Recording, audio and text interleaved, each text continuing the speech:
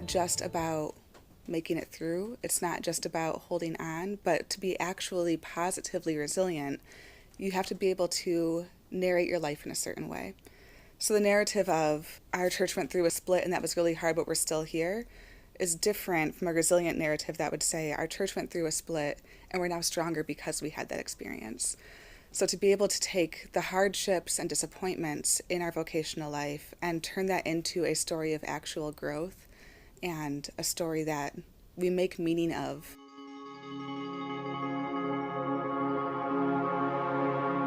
I got into the resilience work largely as a result of my own experiences. I'm young, but I've had enough time in the church and in, helping profession work to have experienced tastes of that moment when you hit that wall of realizing, oh, I can't keep doing this. This is killing me. And then the more that I talk with other priests, other pastors from other denominations, people doing lay ministry, it's just so prevalent. It's everywhere.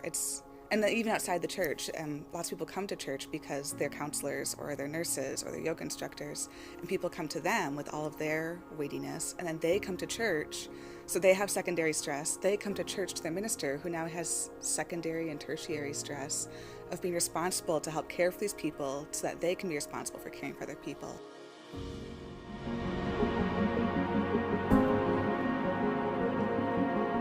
Barriers to pay attention to burnout are often so particular to each of our stories that we carry from us from childhood. When you're treading water, you don't have time to build a platform underneath yourself. You're too busy treading water. You're already so overloaded in just the tasks of the ministry, using the things that are no longer serving you because they're leading to your burnout, so that you don't have enough wherewithal to step back from that and reimagine a different life for yourself.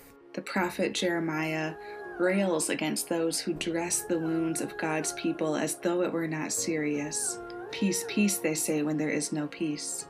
The substitutionary atonement model just feeds it, the self-sacrificing leader, where actually the more that you are killing yourself in your ministry, the better minister you are, until the whole thing blows up because you can no longer contain. We're not training people in both how to sit with others in the grievous, painful situations of their lives that are the reasons people actually start going to church. And we're not training them in how to distance themselves enough from that they can keep going in their lives, and rather than just swimming in it and breathing that air all the time and metabolizing it into themselves. These are the reasons that my life is important, and that God's work has been evidenced in my particular story, so that I can then use that as a filling grace that can pour out into other people's story, that I can be a vessel for God's grace going forward. I'm Kate Davis. I'm the director of a program at the Seattle School of Theology and Psychology to build resilience in pastors, and also the director of leadership development at St. Luke's Episcopal in Seattle, Washington.